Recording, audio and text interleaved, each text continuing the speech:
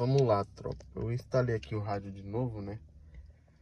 Porque falei com o eletricista, ele falou que podia, então beleza. Aí eu instalei, vamos ver se ele vai funcionar agora. O carro, né? Eu deixei ele um tempinho. Aí eu quero ver se ele vai dar algum ruim.